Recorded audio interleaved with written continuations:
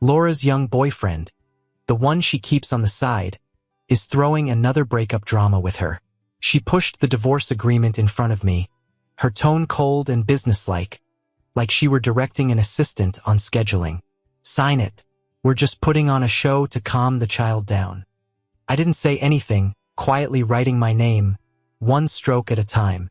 When I turned to leave, the heavy, carved wooden door didn't close properly, and the raucous laughter and conversation spilled out. TSK. Richard's temper. He's really mastered it. Laura's going to divorce him to calm down her little lover outside, and he just signed without a word.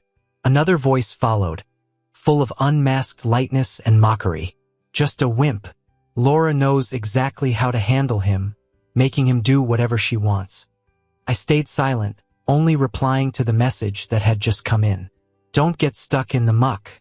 Richard, come be with me. Okay? I typed, okay. Chapter 1. After replying, the other party sent several messages in a row, but before I could read them, I was pulled back by the sound inside. Laura's voice came lazy with control, each word hitting my eardrum. You don't believe me? Then let's bet. I bet that within this month, he won't dare be even half a minute late and will come running to me for reconciliation. The stake is 3 months of drinks. How about it? Laughter followed, mixed with the clink of wine glasses. I didn't stop walking, striding through the luxurious carpeted corridor. I walked until I stepped out of the brightly lit villa, which felt like a cage. My wife, Laura, had recently fallen for a young, spoiled artist. She rented him a high-floor studio with great lighting in the center of the art district, a space worth a fortune. But that young artist was quite proud. Standing in the art kingdom Laura had personally built for him, he said, I refuse to be the one who destroys someone else's family. Laura found his attitude amusing, and so the absurd performances went on. At her birthday party, she was very enthusiastic about taking pictures with me. At that time, I naively thought it was sincere. Happy inside, I awkwardly went along. Later, I accidentally saw a group chat tag on her phone, open only to Ryan. The second time she humiliated me in public, at a company meeting, she baselessly rejected my efforts and plans, letting everyone laugh at me like a fool. Then she turned around and sent the video of my humiliation to Ryan. See how annoying he is? Such a fool. This time, she wanted a divorce. I decided to let her have it. The phone in my pocket vibrated silently once. Then again. I stopped, took it out. The screen's light cut through the darkness of the winter night. The sender was a contact abbreviated as Fiona. The message was short. Richard, is this for real? I truly believe it. A gentleman's word is his bond. With a decisive force, his fingers struck a word on the cold screen. Once said, there's no turning back. Chapter 2. In the afternoon, we drove to the Civil Affairs Bureau. Throughout the journey, her mood was surprisingly good, her head gently swaying to the soothing jazz rhythm. As we got out of the car, a cold breeze rushed in, mingling with the scent of expensive cedar and tobacco she wore. Looking a bit pale, she raised an eyebrow, seemingly noticing me for the first time. Didn't sleep well last night? How many times do I have to tell you it's just about entertaining a child for the novelty? Before she finished speaking, a velvet box slipped out of her coat pocket, the lid popping open with a snap. A dazzling, eye-catching, avant-garde men's diamond ring quietly lay on the ground. A hint of embarrassment flashed across Laura's eyes as she quickly picked it up and shoved it back into her pocket, clearing her throat nonchalantly. Let's go, let's make this quick. I have a lunch meeting. Inside the Civil Affairs Bureau, the process was surprisingly fast. The staff asked in a formal manner, "Is this a voluntary divorce?" "Yes," I nodded. "Is the relationship confirmed to be broken?" "Yes," I nodded again. "There will be a 1-month cooling-off period. After that, both parties must come in person to finalize the divorce certificate." She handed over the stamped receipt. Laura took it, and before even leaving the service area, she immediately pulled out her phone to take a picture. Almost simultaneously, my phone in my pocket buzzed. A familiar WeChat profile picture, Ryan. Below the photo, a line of text was glaringly clear. Behave. Want to see what a divorce certificate looks like tonight? I'll keep it for you. My fingertips were cold, and without hesitation, I deleted the conversation. The next second, a new message popped up. From Fiona on the 3rd of next month. The Concorde flight from Toronto to London is reserved. Followed by, don't be sad. I'll be waiting for you in Toronto. Later that night, I dreamed of Laura. She was a young girl then, with neatly cut short hair and eager eyes. Richard, how did your hands get so beautiful? You write well and you must play the piano well too. That expensive Steinway was nothing but background music for her at a cocktail party. What is the Koo family? From now on, everyone will have to look at our faces. Her vows were loud, but in the end, she swallowed the last valuable asset of the Koo family through marriage. I used to think that was love. We had been childhood sweethearts, inseparable, until the fire that destroyed the old Koo family mansion, leaving me with nothing overnight. Laura Lynn from the Lynn family took on the responsibility of looking after me, the orphan.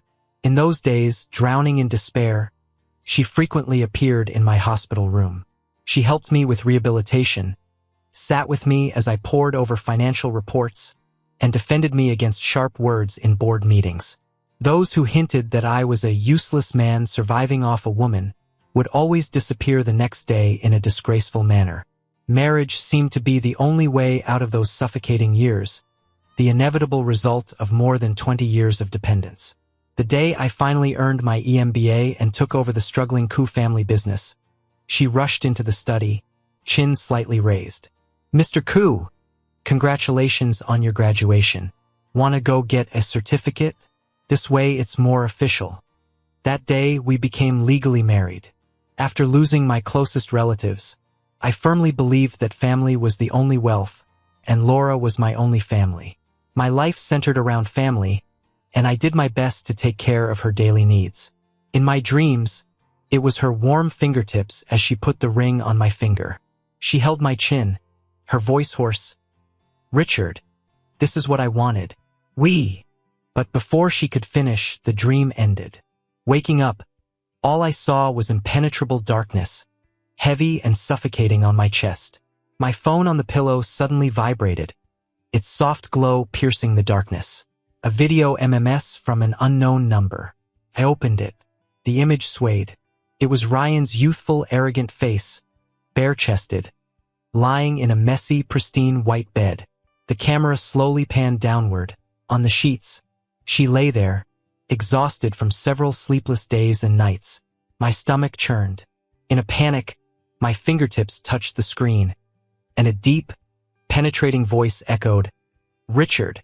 I froze as if stung. In the darkness, the only light source clearly illuminated the caller ID, Fiona. Chapter 3. Fiona was once a fellow patient, on the other side of a cold screen during my darkest days. By chance, I joined an anonymous trauma support forum, and the avatar was an abstract painting. For nearly 2 years, I firmly believed that the person on the other side was a young man struggling with anxiety. At first, he was as indifferent as a stubborn rock, giving no response to any of my shares. But there was a subtle sense of salvation between kindred souls. I sent daily fragments persistently, from cold words to environmental recordings, as though casting a message in a bottle into the deep sea. Finally, one day, I started receiving brief replies, thank you. Then we were able to have a few exchanges. Over time, a near-brotherly rapport had formed. So when she first initiated a voice call, hearing that clear, forceful female voice nearly made me drop my phone in shock. I'm so sorry. I always thought you were a guy. Her voice was dry. I'm not disturbing you. Fiona's voice was calm. It's 3 p.m. in Toronto now. After that, a strange sense of boundaries made me instinctively pull away. It wasn't until nearly a month later that I returned to the forum. That day, Laura had just thrown the gilded divorce agreement in front of me. On the screen, Fiona's private message popped up. How have you been lately? My mind was consumed by the word divorce. and my fingers instinctively typed, "Getting a divorce." My fingers moved unconsciously, and I opened the conversation again. "Fiona, I think I'm about to fall into the abyss again." I had lost the Koo family, my parents, and the old mansion had turned to ashes. Now, even Laura, whom I had once thought was my one true love, was about to sever this last connection. I never expected that the reply from the other side of the screen would come, "Don't get stuck in the mire. Richard, be with me." At the same time, the sound of laughter and conversation from Laura's office seeped through the door, clear and ear-piercing. "Ha! Richard Koo. After divorcing Laura, what's he even worth? He's just a dog trained by Laura." Exactly. Laura's lazy and controlling voice rang out. "He'll crawl on his knees to the place I designate, bringing me whatever I want with both hands." I stared blankly at the woman on the other side of the door, a familiar yet strange figure. My fingertips were cold with a resolute sense of finality, and I typed heavily on the screen, "Okay." Fiona was decisive. Not long after I replied, I received a PDF in my inbox, Toronto Action Guide. The document clearly listed all the matters at hand, with priorities and deadlines marked. What was most bizarre was that at the end of the to-do list, there was a long list of tourist attractions. At the very end of the file was a line she had typed herself. "As the saying goes, the moon abroad is never as round as at home, and the scenery is the same, you know. I'll regret it if you don't believe me." For some reason, the last two sentences hit me hard, and I smiled for the first time in a long while. I gladly accepted her guide and began following the itinerary. By day, I dealt with affairs. By night, I packed my bags. The day I moved out of the penthouse, I received a message from Laura. "Moved out? Not even a call? Are you sulking?" She was touring Europe with Ryan. Immediately after, a photo of a luxurious hotel terrace at night came through. "This hotel's private cigar bar is quite nice. Next time, I'll take you there to try it." My finger hovered over the block button, but thinking about the final settlement in a month, I ultimately held back. For the next half-month, I operated like an efficient machine. I dealt with non-core assets that could be quickly liquidated. The most mentally exhausting part was sorting through all the asset documents and share certificates that Laura had entrusted to me over the years. Each document felt like a heavy brick, recording how the Koo family had been devoured and how I had handed over the rope in her protective illusion. The night before we were to go to the Civil Affairs Bureau, my phone suddenly lit up. It was Laura. She was back. Through the receiver, I could hear a tense and confused tone. "Richard? Did you move out?" Chapter for Laura seemed to have long grown accustomed to the silence on my end of the phone as she let out a soft laugh. "Richard, sometimes you really are." She paused, seemingly searching for the right word. "Can you be more of a man and stop being so melodramatic? It's annoying. I've told you 100 times. It's just an act." Her tone was as relaxed as if she were discussing the weather. "How about this?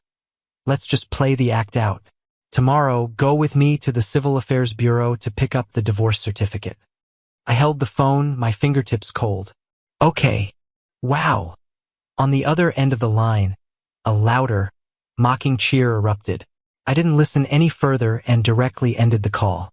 Then I sent the Civil Affairs Bureau's opening hours through WeChat. The next day, I woke up early. Laura arrived fashionably late. She was wearing a sharply cut black cashmere coat, which only enhanced her commanding presence. The divorce process was even smoother than last time. It took only 5 minutes from start to finish. After leaving the service area, Laura seemed to be in a good mood. I put the certificate away and looked up at her, my gaze calm and steady. "Laura, do you have time later?" She seemed momentarily stunned. Since we got married in public, I had never addressed her directly by name. At the company, she was always formally referred to as President Lin. The next second, her eyes, always calculating and scrutinizing, curved into a smile, and she spoke in a clear voice. "Yes." No matter how cold, calculating, or indifferent Laura had been over the past year, I had never thought of erasing the past version of her completely. I still remembered her youthful figure standing in front of me and the cup of warm water she had handed me during the darkest days after the Ku family collapsed. I was grateful for those moments, whether genuine or not, and thankful for the care, even if it had an ulterior motive. So even though we'd come this far, I never thought of slipping away quietly like a coward. I wanted to give this relationship, and the shadow of the person who once brought light into my life, a dignified conclusion. However, things didn't go as planned. Just before we were about to head to the restaurant, her young boyfriend sent a message. Laura turned to me with a smile and said there was some company business she needed to attend to, and that we could talk about this another day. The heavy, dark clouds rolled in that evening. Suddenly, large raindrops began to pound the ground. Thunder rumbled from afar, followed by a blinding flash of lightning that illuminated the dim room, turning everything pale. Boom! My body stiffened, and an uncontrollable flash of searing light, thick smoke, and my father's final gaze appeared before my eyes. I curled up in the corner of the couch, hugging myself tightly, trying to use every ounce of strength to fight off the fear and physical tremors that almost tore me apart. At that moment, my phone rang. On the other end of the line, the deafening sounds of music, clinking glasses, and the wild banter of men and women mixed together. The chaotic, dizzying background spun around me. Then, I clearly heard her voice, laced with deep contempt, like an ice pick dipped in poison, stabbing through my eardrums. Ku family heir? Ha, what a joke. Do you know all those years taking care of him, watching him like a useless piece of trash who couldn't even speak? I'm so sick of it. If it weren't for that little scrap of Ku family wealth he had, who the hell would have the patience to coddle a scared, useless heir? Marriage. Want to know why I married him so early? It's to get the last bit of juice out of the Ku family and make it official in my hands. As for him, she let out an extremely sharp, mocking laugh. You get it? Ha ha ha. Boom! A thunderclap exploded above my head, shaking the entire building. Her venomous words on the phone, the storm outside, the destructive fire in my memories. In that instant, everything was linked and detonated by that strike of lightning. The immense humiliation and shame overwhelmed me like a tidal wave. Just then, the screen lit up. It was Fiona calling. Richard? Her voice came through the receiver, calm, clear, and with an odd penetrating power. Are you crying? Her voice remained steady. I wanted to say no, to deny this last moment of vulnerability. But my throat felt as if it had been welded shut, and apart from the broken sounds of breath, I couldn't utter a word. Send me your location, she commanded, her tone clear and decisive, with an undeniable strength. I'll come to find you. Chapter 5. After Laura became single again, a group of second-generation elites, who were either close to Laura Lynn or hoped to attach themselves to the Lynn family, organized a party called Celebrating New Beginnings, booking the largest VIP room in the city's top luxury club. It was unclear how late they partied, but by the time they had drunk themselves senseless, the room was a mess of people sprawled out in various states of inebriation. Someone, in a haze, pulled out their phone to scroll and suddenly shouted, "Whoa! Big gossip! Check the trending searches." That mysterious lady from the Kim family who has always been abroad handling the core business, Fiona Kim. She's quietly come back to a city. No way! Someone rubbed their eyes and slurred. Isn't she stationed in Toronto? After her grandfather passed, she barely came back. Always so elusive. I swear it's true. It's everywhere. The person shoved their phone in front of everyone's face. There's proof with a picture. My God, it really is her. The aura. Even through the screen, it's intimidating. Wait, is there someone next to her? Whoa, the way they're so close, that must be her boyfriend. Looks like she brought him back to meet the elders. No, this person. Why does he look so familiar? Laura! Someone pushed the quiet Laura, who had been drinking in the corner, staring at her phone without speaking. Look, the person next to Fiona. Doesn't he look like Richard? Laura hadn't actually been drunk, but she had no interest in other people's gossip. How could it be my ex-husband? She impatiently took the phone and scoffed. Richard. Before she could finish speaking, her gaze swept over the photo on the screen, and she froze. The photo was taken at the VIP entrance of the airport, late at night. Under a huge black umbrella, a tall woman dressed in a sharply cut black trench coat, her profile cold and refined, exuded an intimidating aura. The man next to her was holding the umbrella with one hand, talking and laughing with her. Laura seemed as if she had been burned. But for the sake of her pride, she quickly adopted a relaxed demeanor and said, "There are plenty of people in the world who look ordinary and resemble someone else. This Kim family heir's taste isn't even that great." A group of people behind her immediately chimed in. "Ha ha ha, Laura's right. The heir's taste is really nothing special." In the bathroom, Laura pondered. How could Richard possibly know Fiona? The woman who held the core assets of the Kim family, even her mother had to be respectful toward. They were from two completely different worlds. It must be a mistake. He had called her before saying he had something he wanted to discuss. He wouldn't have moved on so quickly. She pulled out her phone, about to dial his number, but her eyes glanced at the time at the top of the screen. 3:17 a.m. At this hour, he was probably asleep. But it didn't matter. No matter the time or place, he would always answer her calls. However, what came through the receiver was a cold, mechanical, emotionless voice. "Sorry, the number you dialed is not in service. Please try again later." Since that destructive fire, I had never stepped out of a city. In moments of tension, I would instantly be pulled back to that nightmarish moment with flames reaching the sky. And encountering something entirely unfamiliar would plunge me into an uncontrollable panic and speechlessness. At this moment, I sat beside Fiona. Outside the private plane's window was an impenetrable night and rolling clouds. Fiona was tall. Even though we sat side by side, the powerful aura she carried from her long tenure at the top brought an invisible pressure. From getting into the car to boarding the plane, she spoke very little. When the driver or the flight attendant spoke to her, she only responded with the briefest of words, her voice cold and crisp, carrying an undeniable sense of authority. Her identity was clearly extraordinary. Despite the late hour and heavy rain, many reporters who had heard the news immediately rushed over, microphones extending toward us, their chaotic shouts rising one after another. "Miss Kim, is there an important reason for your sudden return to the country? Miss Kim, who is the man next to you? Miss Kim, what are the next steps for the Kim group?" Just as I was about to be overwhelmed by a sense of unease and regret, the person beside me suddenly moved. She turned slightly, pulling a packet of tea bags from her bag. A faint scent of lavender and chamomile, mixed with a hint of honeyed sweetness, quietly wafted out. The memory was instantly pulled back 2 years. In that anonymous forum, I had tirelessly tried to open Silent Echo's heart. I recently found a tea bag that's quite special, a subtle fragrance of lavender and chamomile. When I'm feeling down, brewing a cup helps a lot.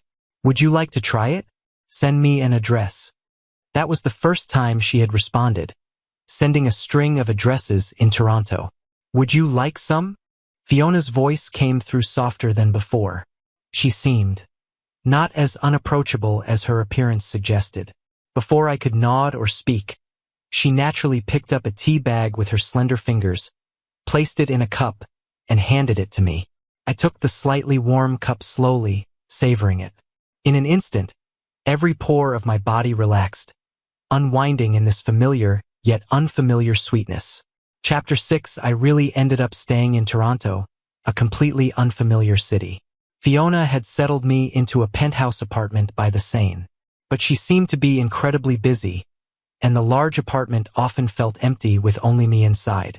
After I finally adjusted to the time difference during the first week, she rarely appeared at breakfast. One morning, she elegantly cut into her fried eggs, then suddenly spoke. "Richard, what do you want to do next?" Her question caught me off guard. Laura had never allowed me to take any significant role in the company. "You get nervous and go silent.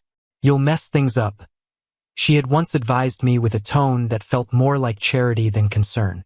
Be good, just do some minor work at your own company or go to the club and play golf. Who cares about the small stuff? But now, Fiona looked at me calmly. Your English needs to be built from the ground up, and that will take time. But the Chinese community in Toronto is very active, and there are plenty of opportunities. I believe this won't be difficult for someone like you. Without thinking, I tightened my hand resting on my lap, my knuckles turning slightly white. Can I do that? After so many rejections, I had become a bit unsure of myself. Fiona raised an eyebrow slightly and smiled faintly. It's never too late to learn a language. Believe in yourself. Then, while learning English, I began working as a basic employee in Fiona's company, handling clients from the Chinese market. Learning and working. The sense of fulfillment and joy, pure and long forgotten, filled my heart like warm spring water. This happiness was so real that I couldn't help but want to share it with the few friends I still kept in contact with. Excited, I logged back into my long-forgotten WeChat account. However, the message notification sound instantly exploded like popcorn popping, going off frantically. The screen was flooded with countless messages, nearly freezing the app. The top few were from an acquaintance, a fringe figure from Laura's circle. Richard, where have you gone? Laura's been searching for you like crazy. She even called me. Reply quickly. Laura seems really angry. Laura was looking for me. When Fiona took me away that night, I had been in such a terrible state, nearly on the verge of collapse. So I entrusted all the follow-up matters concerning Laura and the marriage to Fiona's people. As for my phone number and social media accounts, I had canceled the old number and had Fiona set up a new one for me with encrypted contact details. At that moment, a voice call request suddenly popped up with an unbearable ringtone. My finger was about to hit the delete button, but I accidentally answered. The next second, Laura's voice, full of suppressed fury, almost screamed into my ear, vibrating through my eardrum. Richard, what the hell are you doing? Where the hell have you been? Do you still want to attend next week's gala? Do you still want the anniversary gift? Laura, I spoke calmly, unexpectedly so. We're divorced. There was a sudden silence on the other end of the line, as if she hadn't expected me to interrupt her so directly. Without a second thought, I ended the call. Less than a second after the screen went dark, the notification sound exploded again. Richard, I've told you 100 times that was just an act. Are you so stupid you can't understand? What's your new number? Send it to me now. Add me back on WeChat. Do you want to remarry me or not? Huh? One message after another with her usual commanding tone and unquestionable authority. This time, I didn't hesitate at all. I clicked the delete contact option decisively and pressed the button. Next, I opened my contacts and added everyone related to Laura, friends, business partners, into the blacklist. The world at last became quiet. The healing power of the new environment quietly unfolded. Passing by a sports brand store, I remembered Fiona mentioning her morning exercise routine, so I bought a high-end yoga mat and a soft, flexible fascia ball. Recently, she had been coming home more often. I speculated she might be working out as I carried the shopping bag upstairs. Sure enough, faint rhythmic beats drifted from the door. As soon as the key touched the lock, the door swung open. Fiona stood before me, wearing a black training tank and sports shorts, beads of sweat sliding down her neck. The vitality of life hit me all at once. And in her arms, a fluffy snowball-like Maltese puppy was snuggled up. Puppy? My surprise instantly overwhelmed all my thoughts, and the shopping bag slipped from my hand onto the foyer. I reached out to take the soft, trembling ball of fur, and the little one affectionately rubbed against my palm.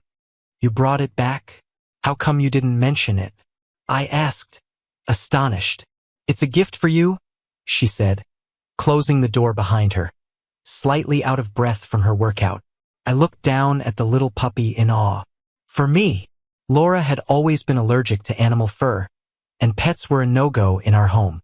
I thought I would never have a dog again in my lifetime. My heart burst open with joy.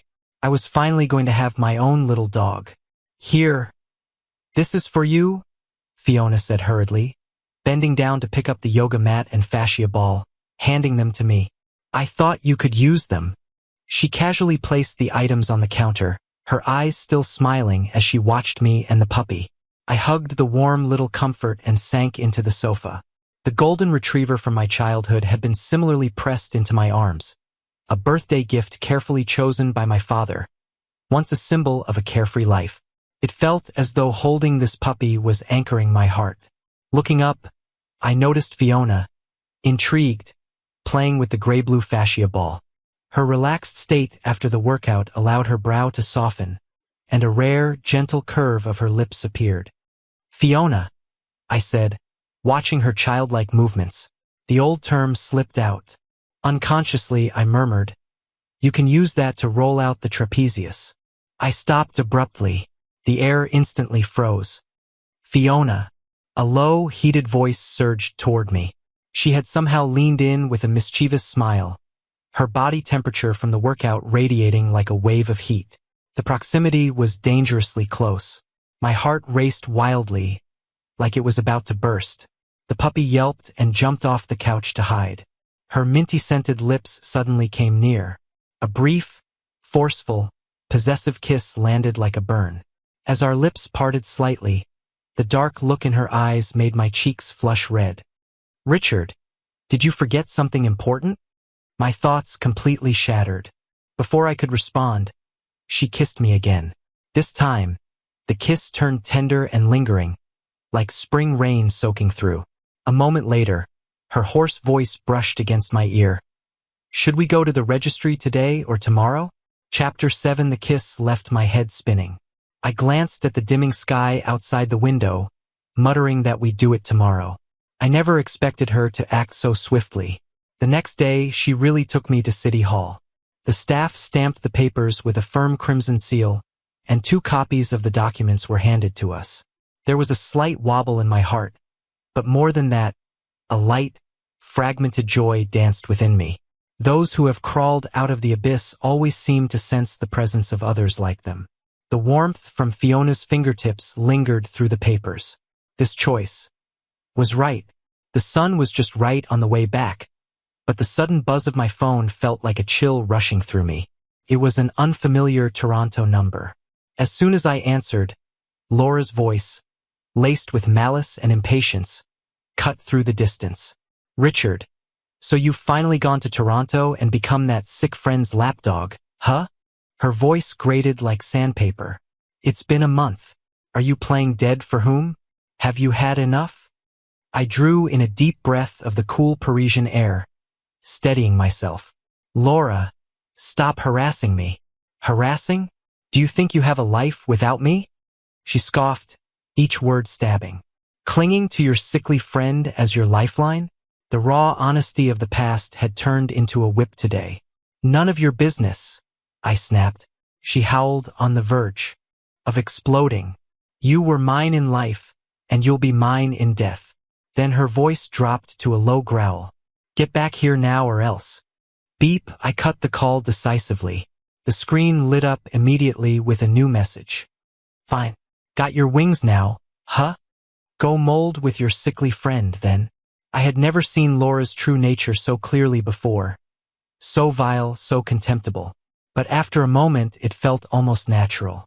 She could openly have an affair during our marriage and shamelessly claim a fake divorce. What could someone like that have of any noble character? It was just my youthful, lingering feelings that had blinded me to the truth. That night, after a long period of silence, notifications from social media and various platforms rang out in quick succession. Many people who weren't even close friends sent messages. "Richard, what's going on with you and President Lin?" One screenshot showed Laura's latest post. It was a photo lit with an ambiguous glow, artistically composed, filled with atmosphere. In the photo, Laura and the young artist Ryan were intimately wrapped around each other, with their poses suggesting closeness. The caption was just a heart emoji. It was almost a public declaration of her relationship with Ryan. I couldn't be bothered to explain anything to these onlookers. I simply posted a direct, no-frills picture of our divorce certificate cover. No caption. Soon, my university friends group became very active. Whoa, Richard, you finally saw the light. Let's celebrate. We all knew Laura was trouble. When did that bunch of her friends ever respect you? Exactly. She's a mental manipulator. Always bringing up your PTSD, making you so tense you couldn't even speak at social events. Totally. You could be having a good time with us, but the moment she shows up or calls, you freeze up like you've been hit with acupuncture. Turns out, all the signs had been obvious for a long time. I just chose to turn a blind eye back then. That kiss left me dizzy. I glanced out at the encroaching twilight, mumbling that we'd do it tomorrow. I never imagined she would act so decisively. The very next day, she took me straight to City Hall. With a flourish of the pen, the staff stamped the documents with a bold red seal, and 2 copies were handed to us. There was a slight tremor in my chest, but more than that, a light, scattered joy bubbled inside me. Those who have crawled out of the abyss always seem to detect the presence of others like them. The warmth from Fiona's fingertips transmitted through the papers. This choice was right. On our way back, the sun was perfect, but the sudden vibration of my phone felt like a cold draft. It was an unfamiliar Toronto number. As soon as I answered, Laura's voice, tinged with malice and urgency, cut through the distance. Richard, you've really gone and become that sick friend's lapdog in Toronto? Her voice scraped at my ears like sandpaper. It's been a month. Who are you pretending to be dead for? Have you had enough? I took a deep breath of the cool Parisian air, steadying myself. Laura, stop harassing me. Harassing? Do you think you have a life without me? She scoffed, her words cutting like a knife. Clinging to your sickly friend as your lifeline? The raw honesty of the past had become a whip today. None of your business. She howled on the verge of exploding. You were mine in life and you'll be mine in death. Her voice grew darker. Get back here now or else. Beep, I cut the call decisively. The screen lit up immediately with a new message. Fine. Got your wings now. Huh? Go mold with your sickly friend then. I had never seen Laura's true nature so clearly before. So vile, so contemptible. But after a moment, it felt almost natural. She could openly have an affair during our marriage and shamelessly claim a fake divorce. What could someone like that have of any noble character? It was just my youthful, lingering feelings that had blinded me to the truth. That night, after a long period of silence, notifications from social media and various platforms rang out in quick succession.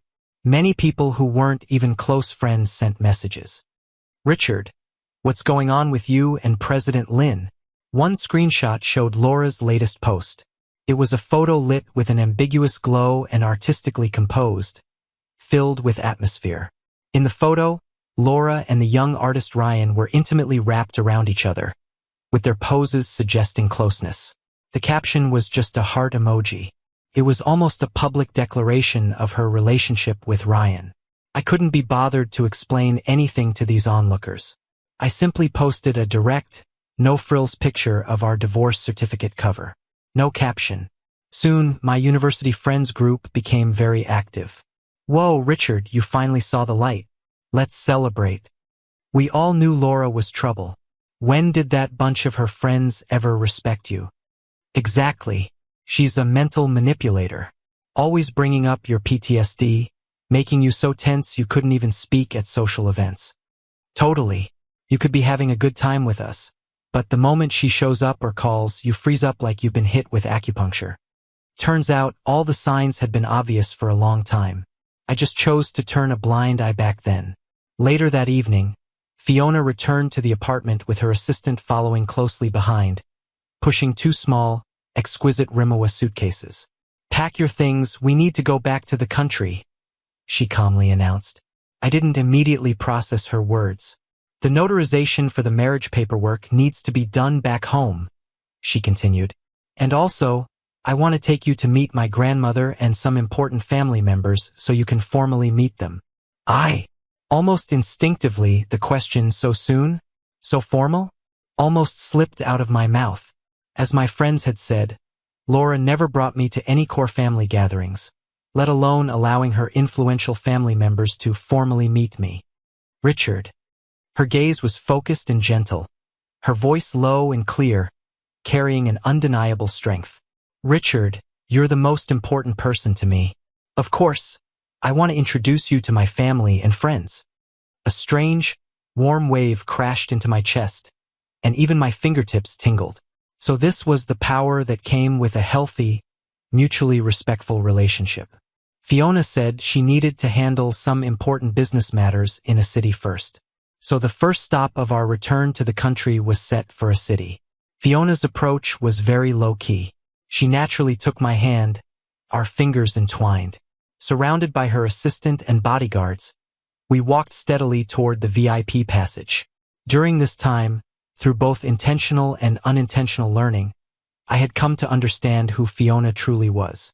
The bitter Kim family inheritance dispute from over a decade ago had far-reaching consequences and influence, much beyond a typical family feud.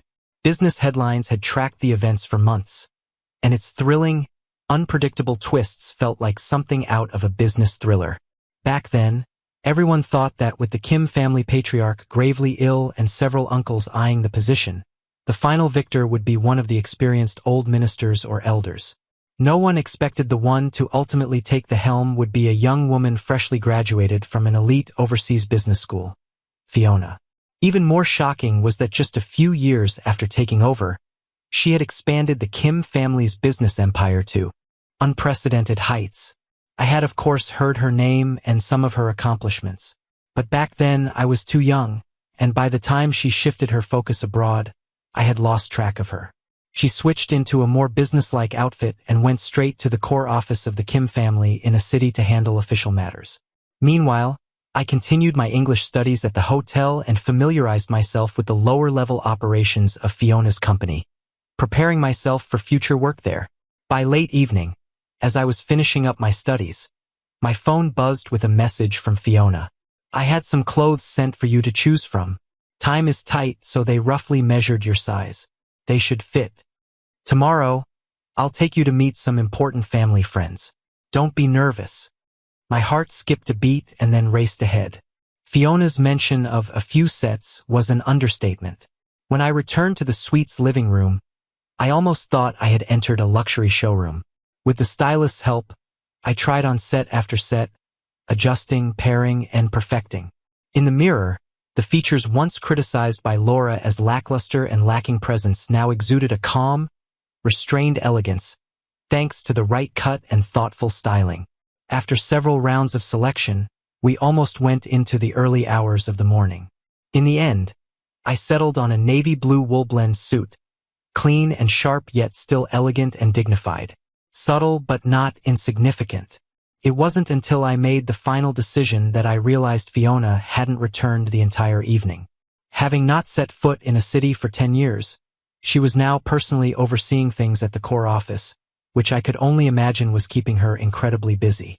By the following evening, I had changed into the suit, and the stylist had done a simple hairstyle and a light touch-up on my complexion. Looking at myself in the mirror, I found the reflection almost unfamiliar.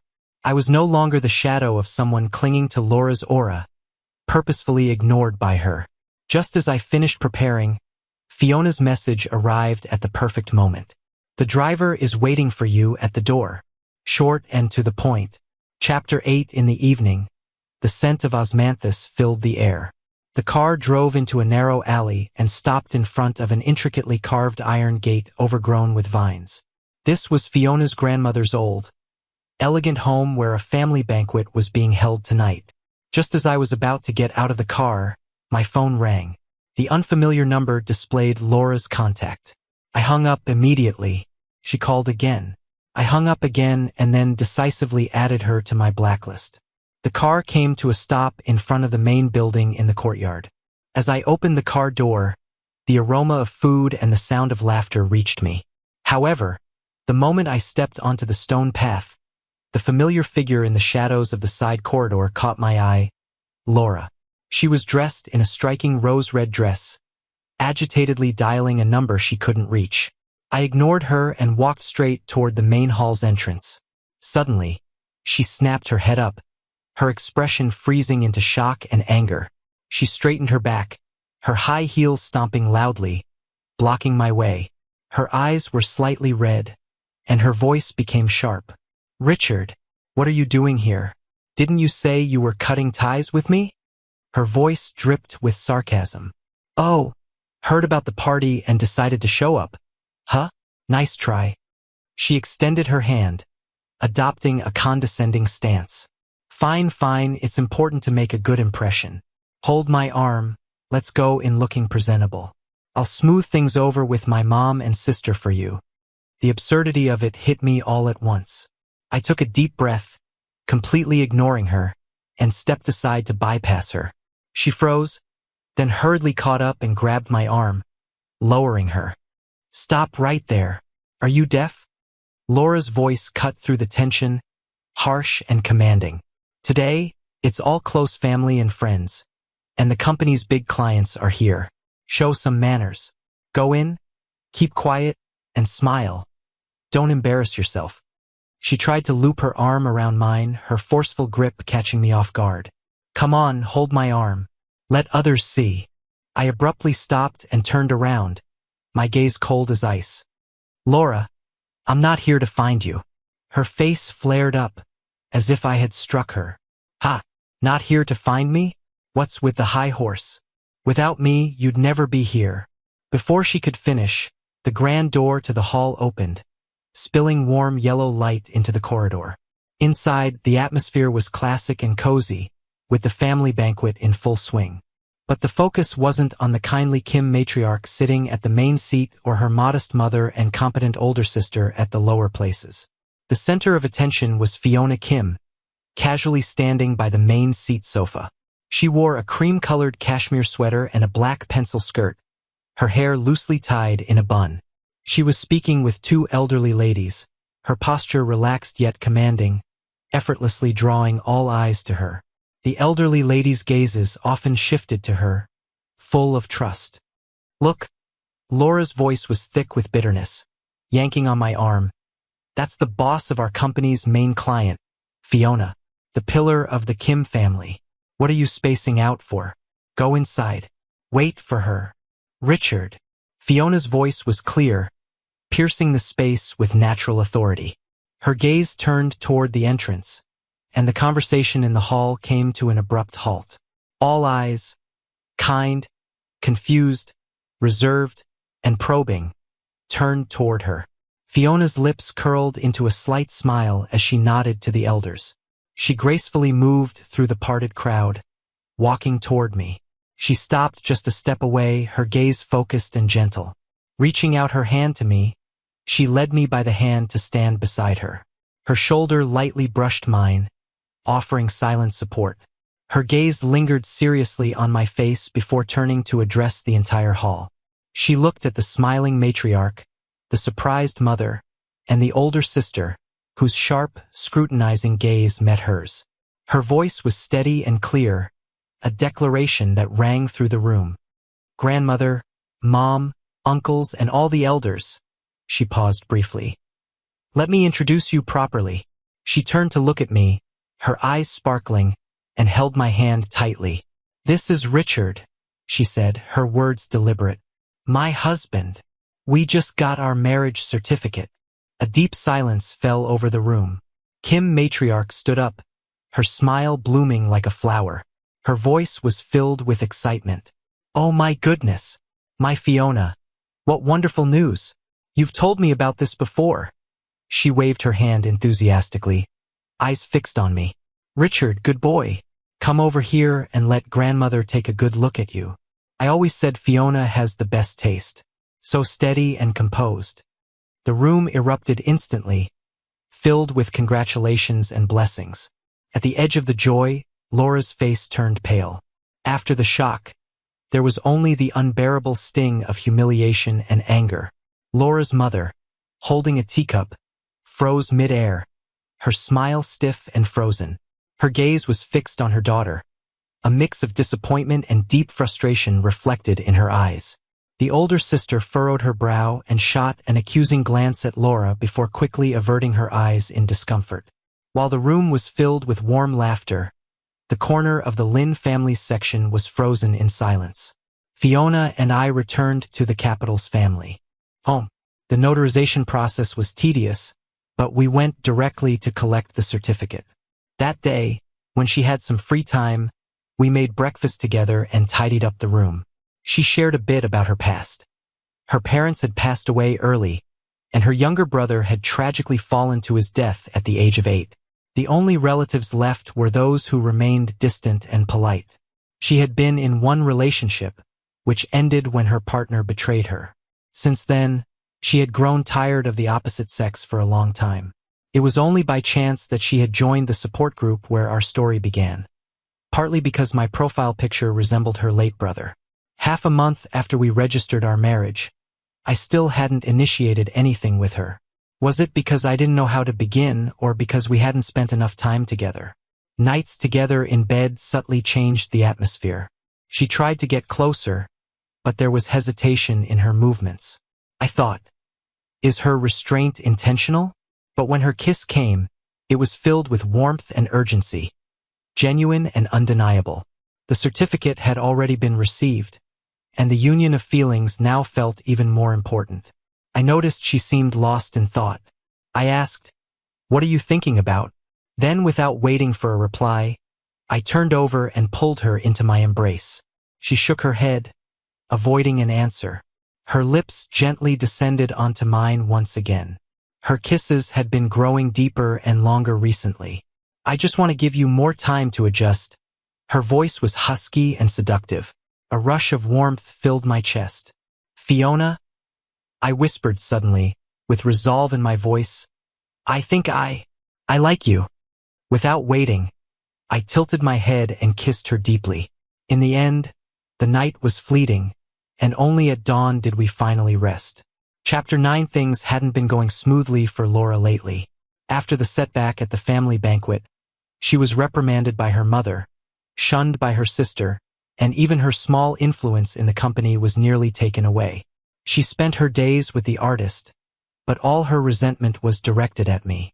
She secretly hired a writer to fabricate stories about Fiona's affairs, inventing her as a mistress and slandering me as a man living off of others, climbing the social ladder. Beneath Fiona's rare financial interviews, vague comments began to appear. Well, the business queen. Behind the scenes. Isn't she supposed to be single?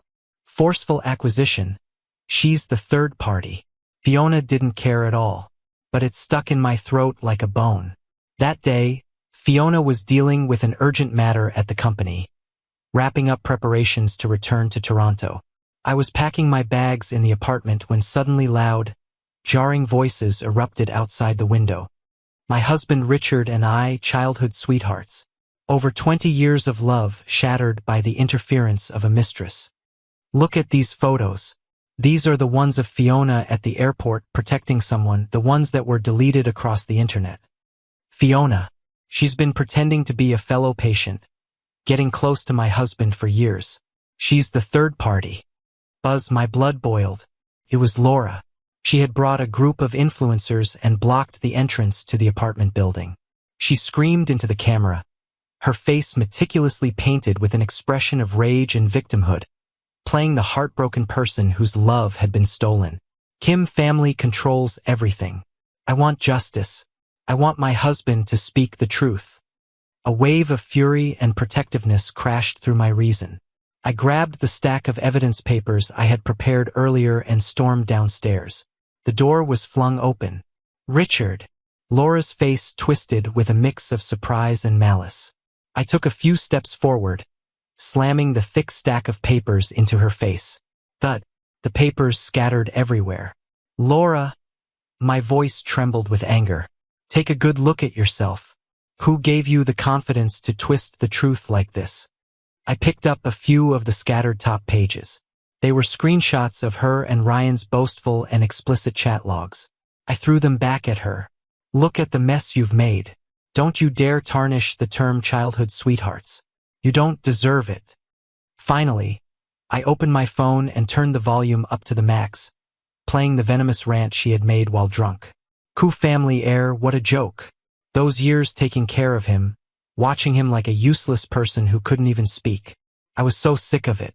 if it weren't for that little bit of the Koo family's remaining assets. Laura's face drained of color, the facade of affection completely crumbling, leaving only terror and disgrace. "Turn it off! Turn it off!"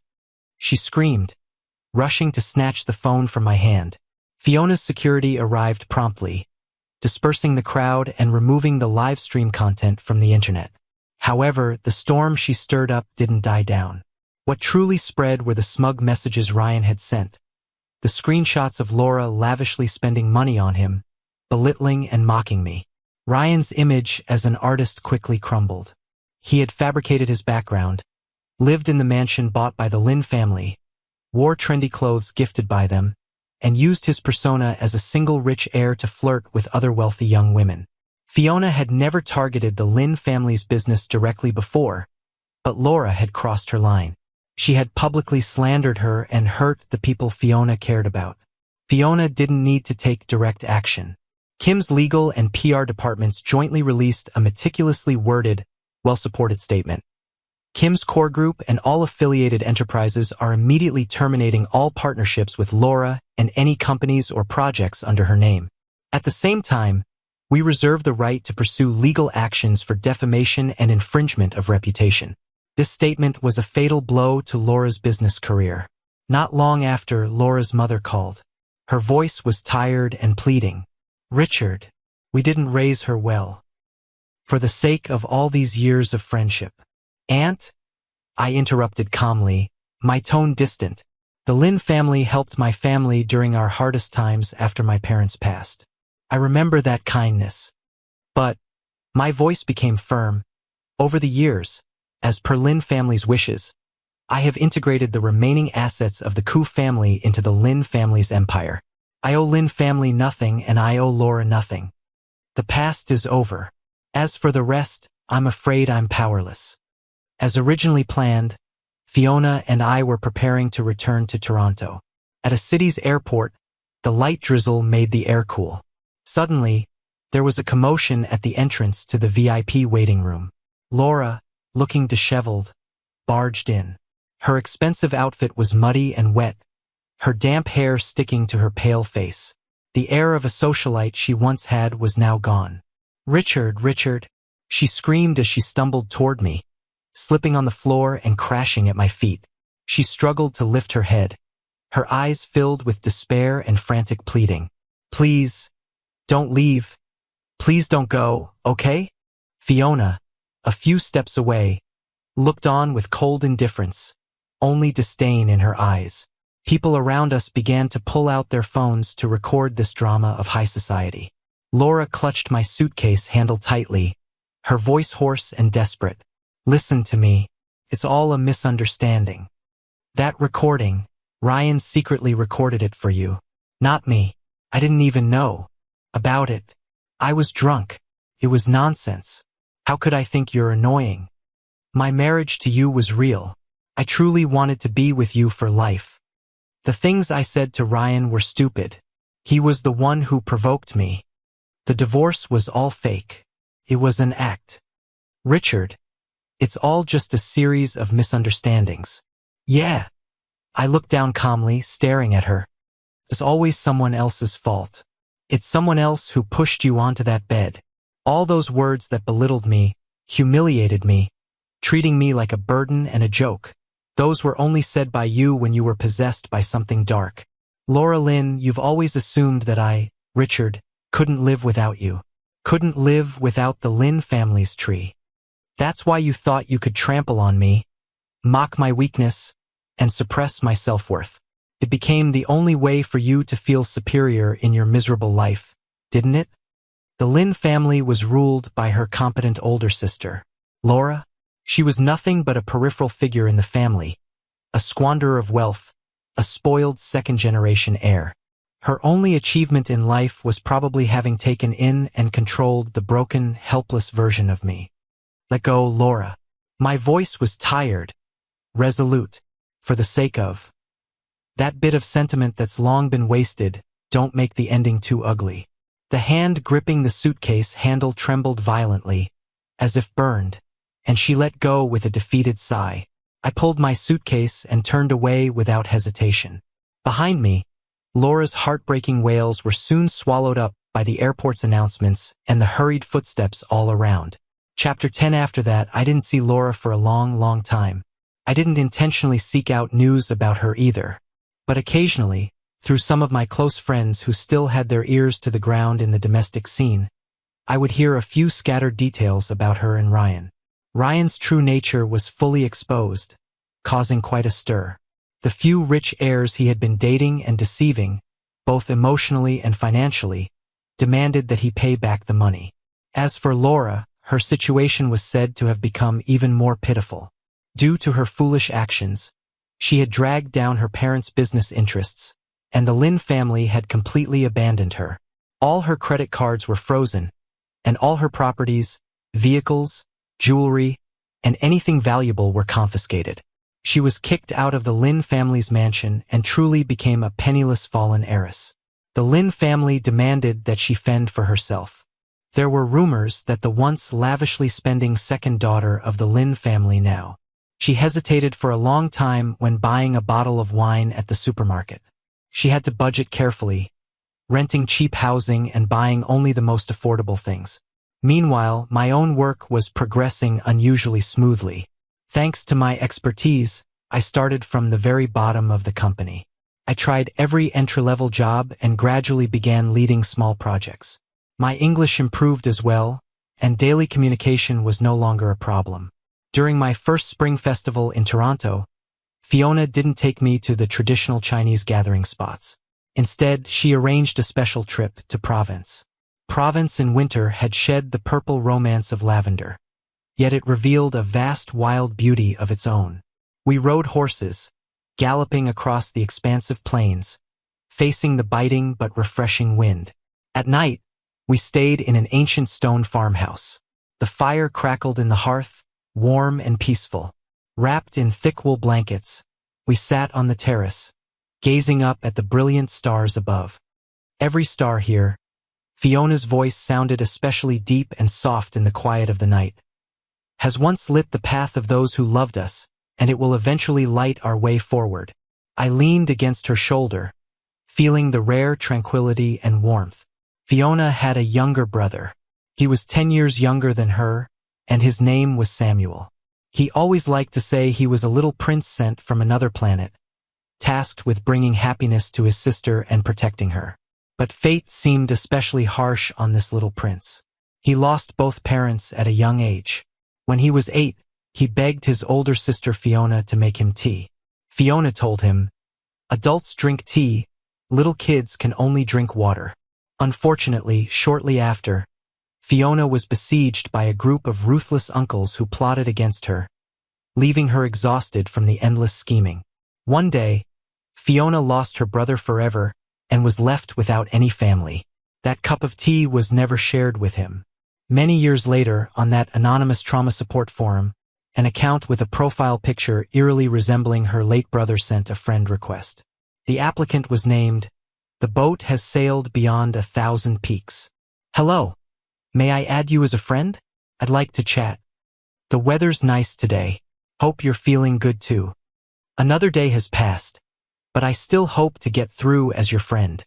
Fiona later told me that back then, she found the account, "The boat has sailed beyond 1,000 peaks," too noisy, like an ever-energetic little son. But the persistent friend request from "The boat has sailed beyond 1,000 peaks" was like a stone dropped into still waters. Okay, the other person had agreed to add her as a friend. She watched as the stranger, day after day, happily shared the little details of their life. The sunlight outside the window, a small flower by the roadside, an old song she had randomly heard, even a photo of latte art on her coffee. Those simple yet life-filled fragments of everyday life were like a faint but continuous light piercing through her closed, cold world, one filled with guilt and self-blame. Over time, as she felt the tender and resilient care from "The boat has sailed beyond 1,000 peaks" through the screen, a nearly impossible thought began to take root in her heart. Could this person be a gift from her brother? Someone sent to light her way while she endured the pain of losing her closest family, self-exiled in endless loneliness? But at that time, the boat has sailed beyond 1,000 peaks, was someone else's husband. Now, Fiona's voice carried a hint of a barely noticeable choke, and she turned to face me, standing in the center of the studio. You are my husband. She walked to the window, looking up at the brightest star in the night sky, her voice soft, like a sigh. Do you think Samuel, did he really send the most precious gift in the world to my side? Did he forgive me for being such an incompetent sister? I gently took her slightly cold hand, pulled her into my embrace, and kissed the tear that finally slipped down her cheek. He never blamed you. He's always been the little prince who wanted to protect his sister, the angel who descended to earth.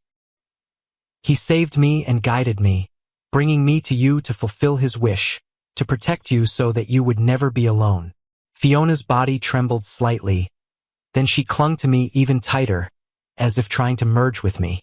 Her voice was buried in the crook of my neck, filled with an unprecedented vulnerability and determination. Richard, you are the light I've waited for in endless darkness. I love you so much. The greatest regret in life is to give a sincere heart to the wrong person, letting time pass in the mud. The greatest blessing in life is to still meet the person who knows how to cherish and light each other's way after all the scars.